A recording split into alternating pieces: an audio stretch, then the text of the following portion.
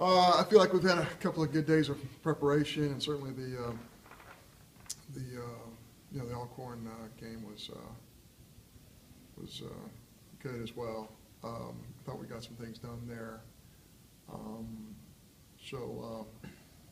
We're going to go play a good Missouri team that's playing well right now, and we're excited about that opportunity, and just having watched their series at Kentucky, they're a really solid club that can do a lot of things well. So hopefully go up there and play well, because this is a time of year where you need to start playing well.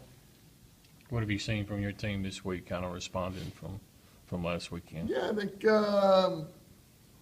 just a little more electricity on our feet, a little bit, a lot more hustle type things that you might not necessarily notice unless you're really paying close attention.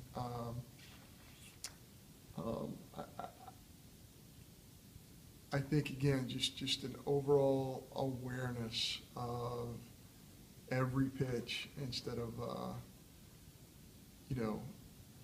trying to hope things are going to go your way because you had a great year last year. You don't hope. You go out there and you make it happen. You make one-pitch adjustments at the plate and on the mound, and you communicate, and you bust it on and off the field, you get to first base the right way. So I think all of that stuff is a little bit better. I think we went through a little bit of a lull, and of course, as I mentioned several times, it's my responsibility, and I think we together have captured the essence of some of the things that we need to do better. None of those things necessarily guarantee victory, but you go to sleep at night knowing that you did everything you possibly could to win a baseball game. So that's important. Butch said the other night that he doesn't expect Preston back this weekend. Yeah, I don't think Preston will be able to pitch again. Hopefully he can rehab to the extent to where, maybe we can get him back later on in the season. But yeah, that's a tough blow to our pitching staff, because those are guys who are pitching well. We've lost several guys, all different things and all, uncontrollable. It's just, one of those things that has happened. So, we got to make the best of it. Every team has injuries, so that's not an excuse. But, when it's to your pitching staff and you feel like that's strength to your club, I think, that's going to affect us a little bit different than other people. So, but yeah, we need some guys to step up. And, anytime a door closes on one player, another door should open for another, and hopefully, that's what will happen. Why do you like Trevor on Friday and maybe Ross on Saturday? It's a series of things. Number one, it really depends on how much rest they've had. Ross has really operated well on Saturdays for a variety of reasons. I think hitters are a little different on Friday night than they are on Saturday. I think that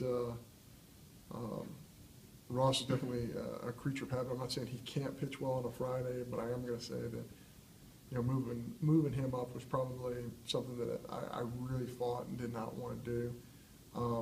He really, I think, on Saturday makes the Sunday guy behind him better in a lot of ways. So I feel like he's had a lot of success on Saturdays, and so hopefully we'll get him right back on track with that.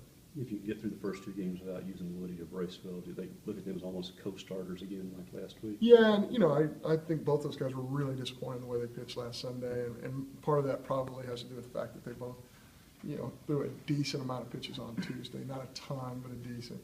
So we avoided that this week, got them more rest, and hopefully, on 6 days rest, they'll be able to perform like we think they can. Going into the year, if you would have told me, you're going to have 4 guys out and Bracewell and Woodruff aren't going to be a factor for it in the weekends, I would have said, we're going to have a tough year. We need those 2 guys, and they know it. Our fans know it. Our club knows it. Nobody's trying harder than those guys. They got to effectively pitch the location, and they got to attack. And if they do that, we're going to be just fine. If they don't do that, then we're not going to be able to play it the second half the way we want to. Is it just those? Oh, go ahead. Have you been back to the campus, John, of Missouri since you left? Yeah, one time. I've been back one time, and actually a group of us were looking at facilities, actually when Greg Byrne was still here.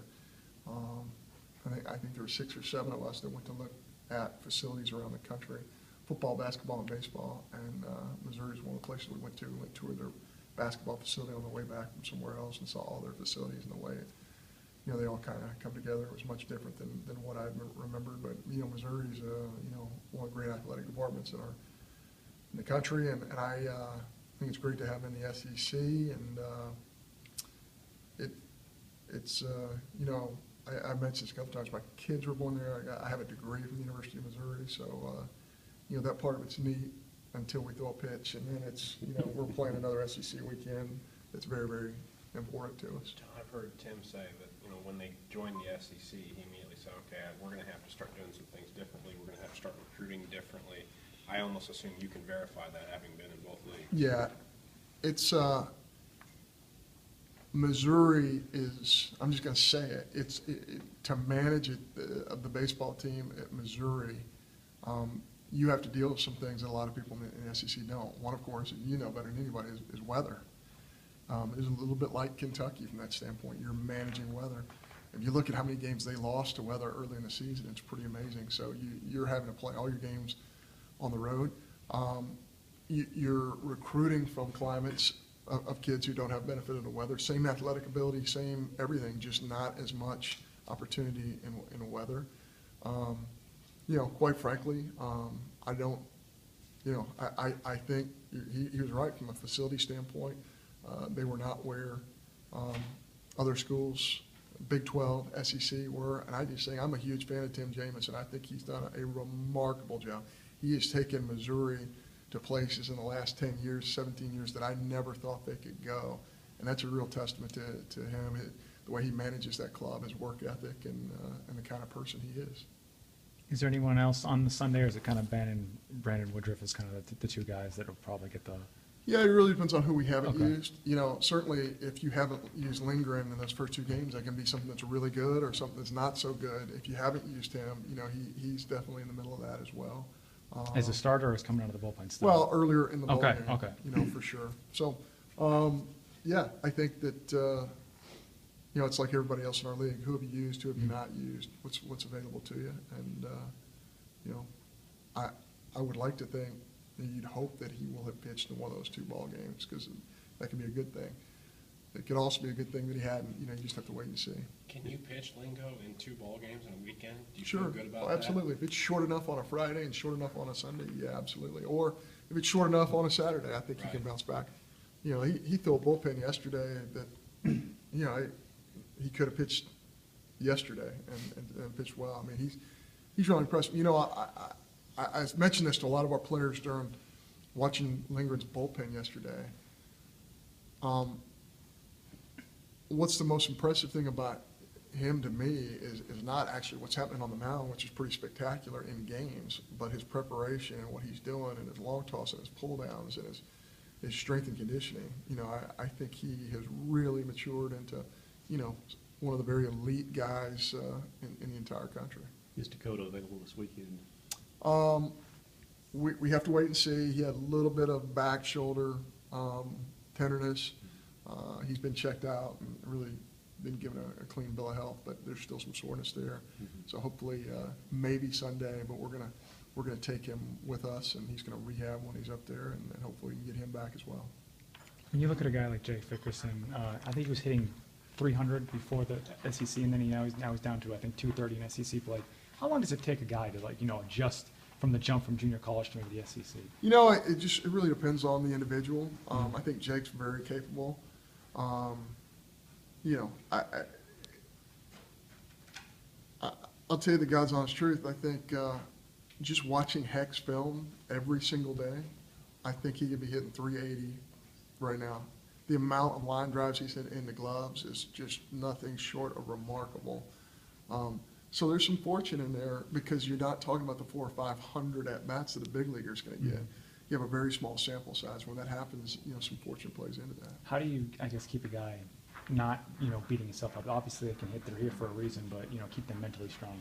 Well, you don't do that. You Okay. can aid in that, but the player's got to be tough mentally, you know, to be able to go through those things. And that's why mental toughness is every bit as important as one of the other 5 skills of you know, a positional player. You have to have enough toughness to be able to get through those lean times. What's, I guess, Jake doing or not doing that